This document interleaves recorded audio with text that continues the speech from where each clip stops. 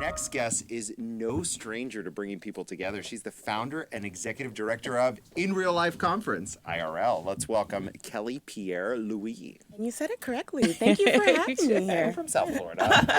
I know how to pronounce Louis. Welcome, Kelly. So what is IRL Con? IRL Con, it stands for Connections in Real Life, and it's for students, entrepreneurs, and professionals, and we focus on tactically connecting them to real opportunities within business and education.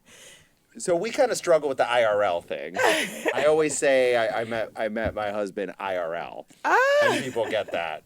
We didn't meet online, right? But a lot of things don't happen IRL these days, especially for students and young people. So how do you target this crowd? Yeah, absolutely. So we focus a lot of our initiatives and programming for students, entrepreneurs, and professionals, but also recognizing that it's no longer linear in terms of age or anything like that. Anyone can be a student, essentially. When I first started it, I wasn't in school as I am now. But yeah, a lot of what we do focuses on those initiatives. We actually have a franchise, EDU franchise, focus on immersive learning and actually bridging the classroom to the actual business world. So wow, imagine that. Yeah.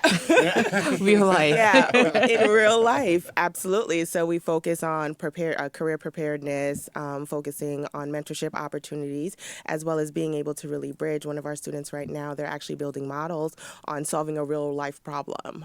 So that's what we essentially do with our programming, with a lot of the events that we curate, and especially at our marquee event, the In Real Life Conference.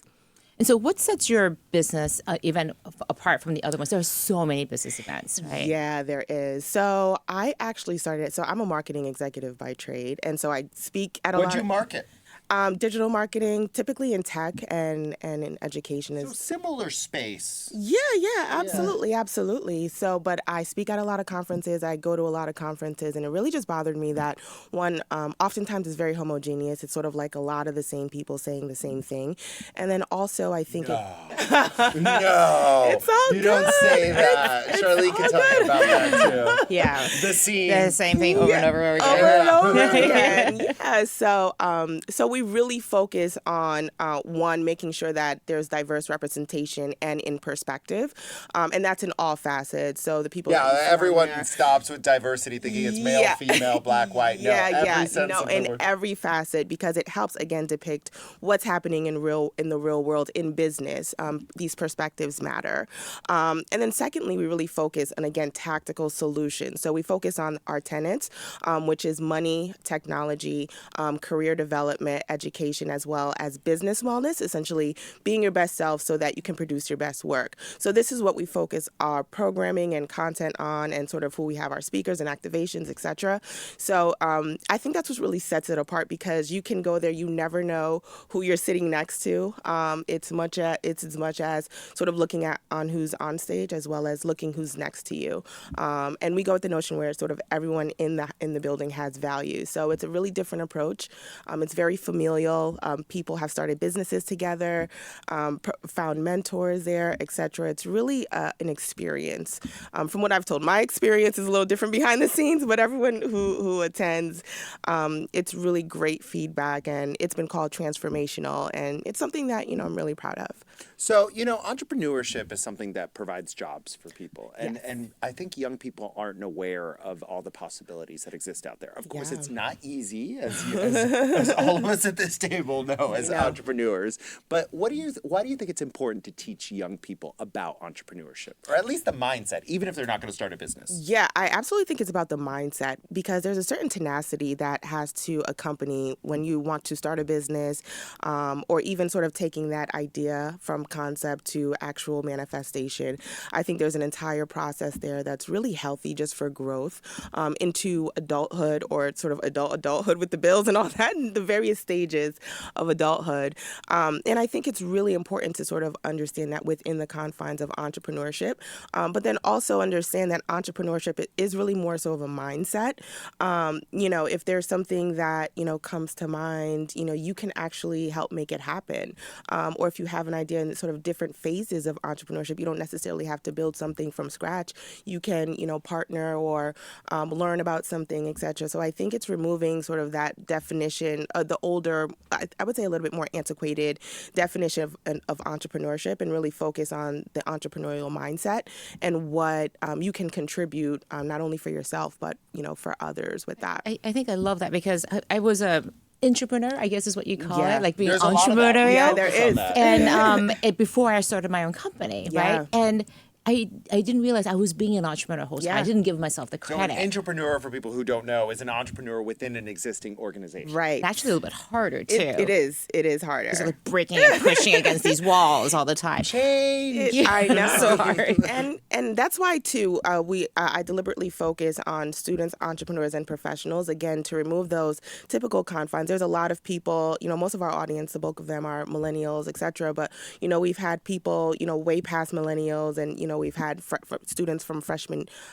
students, and I think it's important because, again, it removes those identities that people sort of feel left out. You can identify with at least one of these buckets, and you will be able to have information that's helpful for you in that sense. So Yeah, I get the sense you're creating an environment where it's very inclusive. People Yeah. feel really belonging, and Yeah. they feel safe to be able Absolutely. to go out there and take this really risky thing on. Absolutely. What's been some of the outcomes? I'm curious. Did anybody actually go out and start companies? Did they Oh, start yeah. doing these? What's been Absolutely. the That impact? we've had people start businesses. We've had people actually come together and partner and form new businesses because of the people that they met. We've had people connect and be mentored by one of the top executives within a multi-billion-dollar conglomerate. And these are the opportunities where, everyone's in the room together, and there's no air of sort of, I'm over here and you're over there, don't talk to me. It's such a welcoming environment, and it's very comfortable. It's a safe space. So we can talk about these things that are maybe a little bit more uncomfortable, but it's always positive and it's always honest, and hopefully it's always helpful. And that's sort of the approach.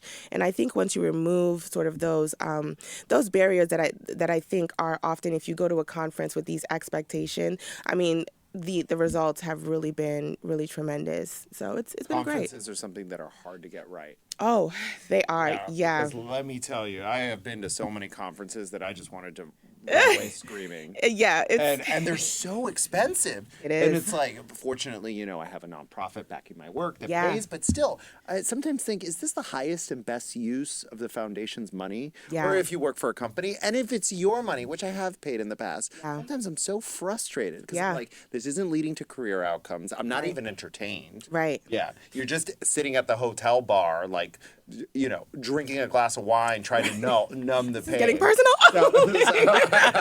We've all been Like there. Saturday night. So how is IRL Con gonna fight this culture of Yes. bad conferences? Absolutely. Well, there's no judgment out there, but so we definitely just focus on what we're doing, and what we're doing again is we're building value and making sure that whatever you get from here, we're tactically focusing on making sure you can get information that you can apply today. So if you've already known it, then we're providing you avenues where you can share that information or sort of scale it, or share with others. So I think that's really our focus, making sure that everyone that walks into the place know that they are valuable, and from the content that they're getting, from the way that they're treated, from what they see. My team will tell you I'm very particular about aesthetics, and I think I understand on the back end too. It takes a lot to put a conference together. So the pricing thing has really been a thing as well. We made our pricing for the first 2 years. We're going into our third year next year, really affordable for people who were students. Again, Of course. taking into Emergent account. adults. Yes. Yeah. So this year we're actually expanding from 1 day to 3 days. So, the cost is going to go up.